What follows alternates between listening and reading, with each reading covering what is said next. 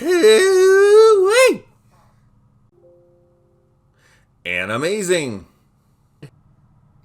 Chips, the war dog. He was the ultimate service dog, a member of the military's newly formed Canine Corps. Chips became the first ever dog to receive the Distinguished Service Cross and the most decorated war dog of World War II. No one deserved it more. You'll agree when you hear Chip's story. Chips and the Girl He Left Behind. 1940, New York State. A new puppy was born to dog breeder C.C. Moore. This German Shepherd, Collie, and Husky mix was the runt of the litter. He may have been cute, but was hardly champion material. Moore gave the small dog to the Edward J. Wren family of Pleasantville, New York. Mrs. Wren was especially pleased to get the puppy and named him Chips.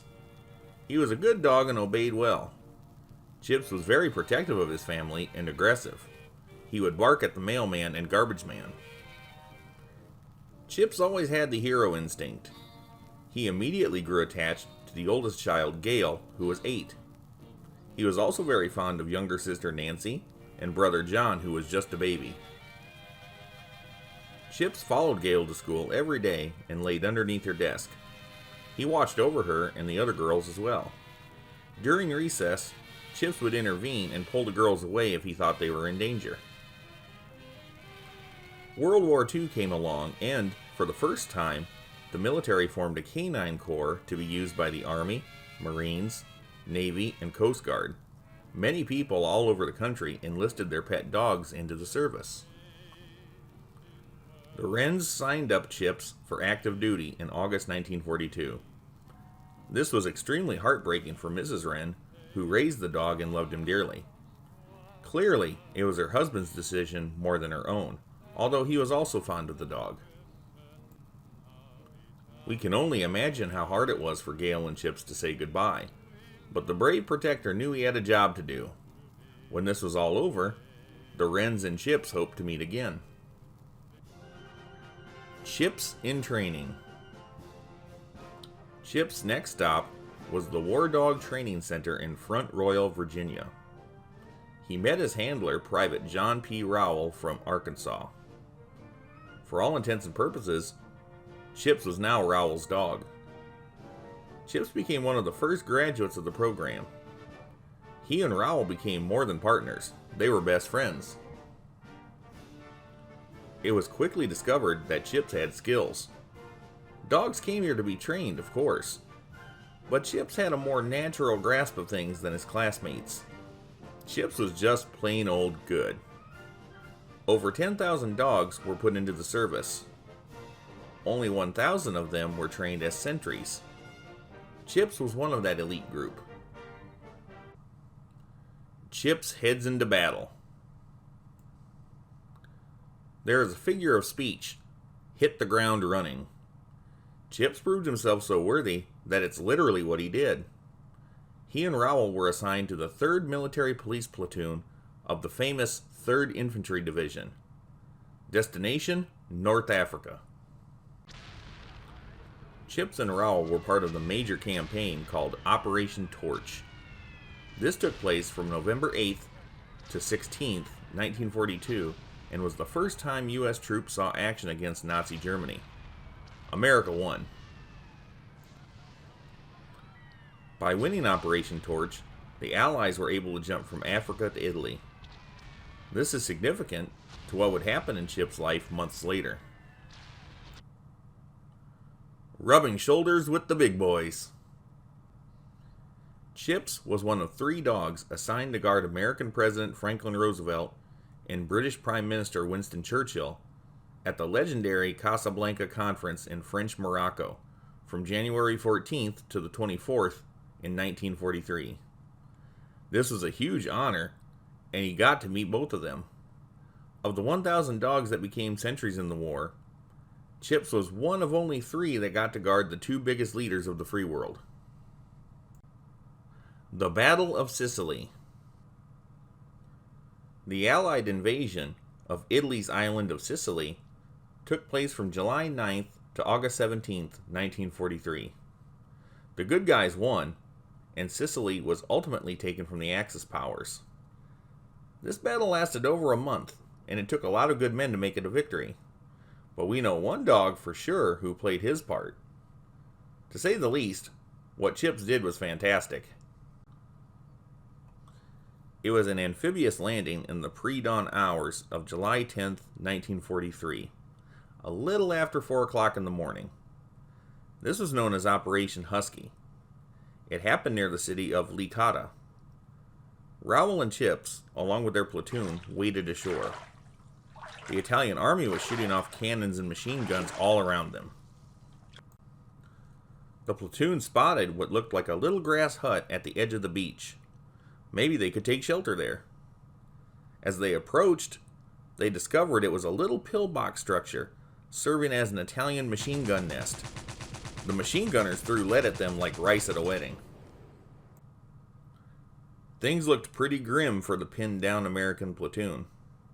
It would have been worse if they didn't have Chips the dog. Perhaps he was thinking of the carefree days when he protected Gail back home.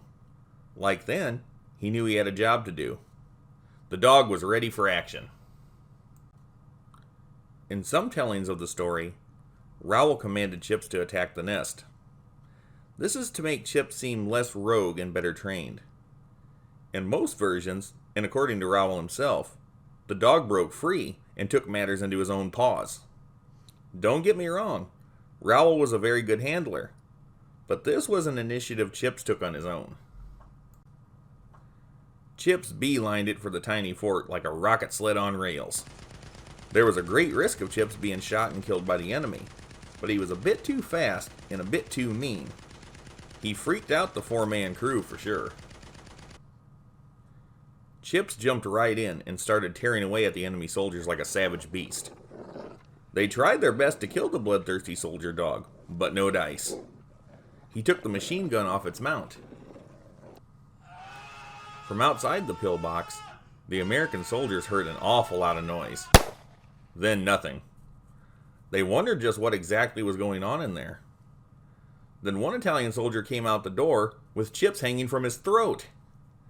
Raoul called Chips off before he could kill the man. It was nasty, but kind of awesome too. The Italians, at least what Chips left of them, had no choice but to surrender. They were a mess. There is no doubt that Chips was solely responsible for saving the lives of his human teammates. He got hurt, but they were minor injuries. There was a scalp wound and powder burns, but it could have been so much worse. A medic treated Chips and released him to Raoul later that day. The tail kicking didn't stop. Later that same night, Chips detected 10 Italians sneaking up on his platoon and alerted Raoul. The platoon took 10 more Italian prisoners.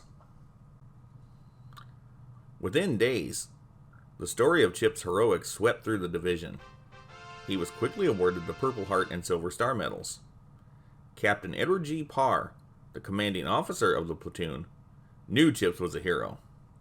He suggested that Chips be awarded the Distinguished Service Cross for his courageous action in single-handedly eliminating a dangerous machine gun nest and causing surrender of its crew.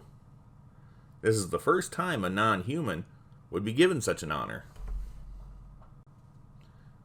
General Truscott waived the regulation of the Wars Department against giving medals to animals, and personally pinned the Distinguished Service Cross to Chips' collar on November 19th.